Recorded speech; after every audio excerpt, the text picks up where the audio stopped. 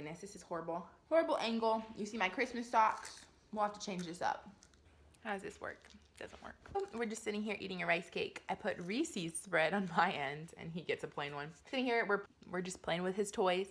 And I was thinking about how stay-at-home mom life, I had so many questions about it, and like, you go into being a stay-at-home mom with a lot of like perceptions, right? And I remember literally Googling, is being a stay-at-home mom boring? There were no YouTube videos about it. Kind of eventually got an answer because all that I found online was hobbies for stay-at-home moms, activities for stay-at-home moms to do with their children, all that kind of stuff. Maybe this angle will work a little bit better. You can just be honest. Stay-at-home mom life is boring. And there's gonna be people that wanna like mom shame me for saying that, but it's a blessed boring. You don't have to work, so there's less that you're doing. Being bored is a blessing. Being bored is a blessing. There's a huge importance to having hobbies, to having like events or things that you do. Whether it is like every day at 2:15, we go to the mailbox and grab the mail. That's an event for us. That's getting out of the house. That's getting some fresh air, hitting the restart button. Being a stay-at-home mom has never made me more in tune with like my needs and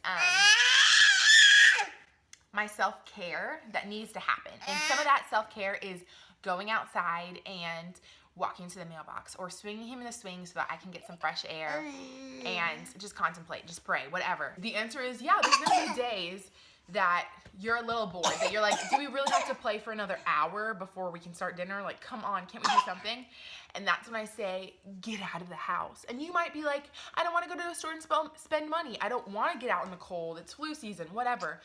But get out of the house, even if that means walking to your mailbox and just taking your time. Even if that means walking to your neighbors and delivering a pie. Leave comments down below if you have any tips about whining.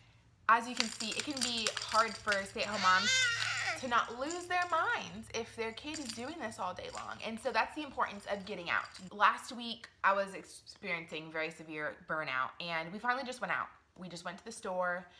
As a family, we all needed to just get out of town, and it was so good for us. And our son I had not seen him just be that happy in a while. He just needed to see us happy and relaxed, to mix up the routine, to challenge ourselves, to do something for ourselves, and it benefited all three of us. When you are a stay-at-home mom and you're allowing yourself to get bored, that is when you know, hey, it may cost some money, it may cost some time, it may cost some effort. I'm not gonna let being a stay-at-home mom cost me my happiness, like my day-to-day, just like contentment. And if you're struggling with your contentment, with your day-to-day being too boring, too routine, too whatever, that is when I encourage moms to sit down, write out on a piece of paper, like, okay, on Tuesdays, we're gonna go to the library and listen to the children's books reading. On Thursday, we're just gonna window shop through the mall. We're not even gonna bring in our wallets so that we can't spend any money. A lot of us stay-at-home moms, since we're not working, our wallets are tighter. So just don't even bring in your card. Don't bring in money. So you can't spend it, but you're just gonna window shop. And you and your child will probably both enjoy just being out of the house. Be gentle, those are mommy's ears. And then also give yourself hobbies. So like YouTube is a hobby for me. And it was a hobby that I picked up as a mom. It helps me feel like I got something done for the day. Like, oh, well, I posted a video, I did something for me. I didn't, the house, got done, everything got done, but it gave me something to do for me.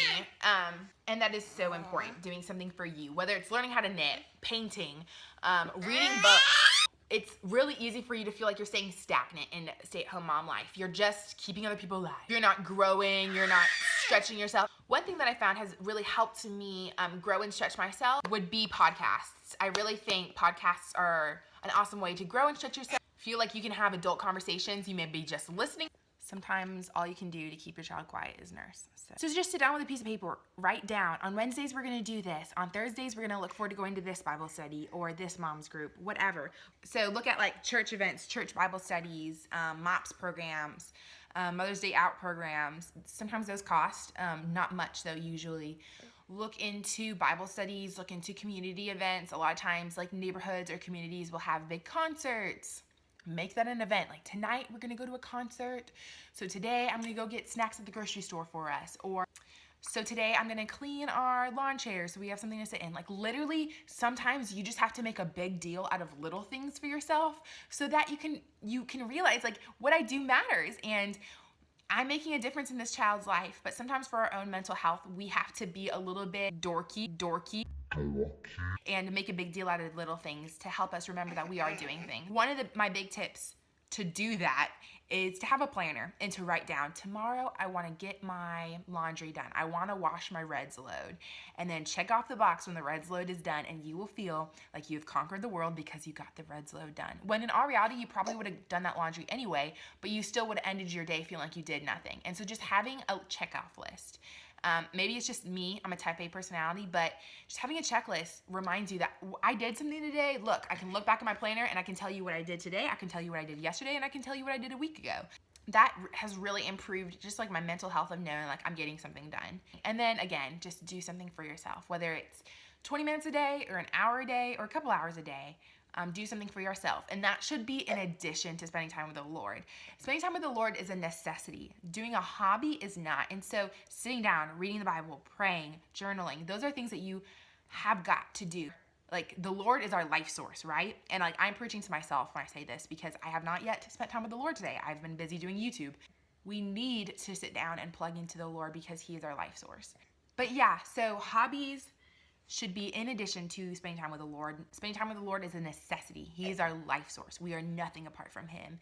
But a hobby is something in addition. And really focus on something that you can kind of measure growth with. Like I keep using in my head like knitting as a great example. I've been thinking about trying to learn.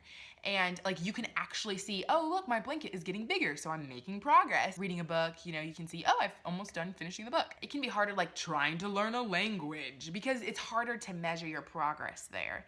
So if you're able to measure your progress, it's a little bit more encouraging that like, yes, I'm doing something for me, to better me, to grow myself, because I matter and I hold significance.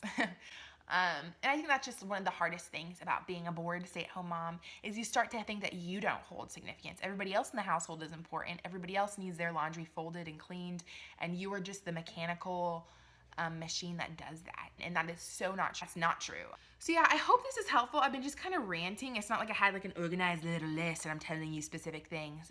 Being a stay-at-home mom can sometimes be a lot of a mental battle. And again, just having a schedule, knowing, okay, from 2:15 to 2:45, we're gonna play here, and then we're gonna take a break and we're gonna go outside and we're gonna walk to the mailbox for 5 minutes. Then when we get back in, we're gonna feel refreshed. From 3 to 5, he takes his nap. So during that time, I'm gonna spend an hour doing a hobby, and then the hour that's left over, I'll worry about housework. And because at the end of the day, housework is always going to keep coming. You can clean your heart out. You can deep clean your house, but in a month it'll need to be deep cleaned again. If you just put an hour away a day for yourself, you will actually see progress a month later. You will see the fruit of that labor, rather than you won't see the fruit of deep cleaning your house a month later. You'll just need it again.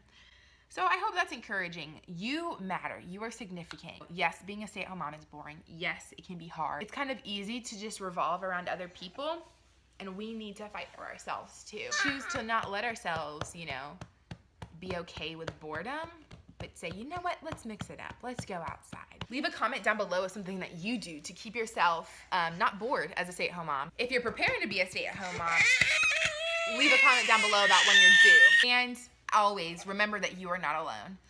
Thanks guys, bye. Stay faithful.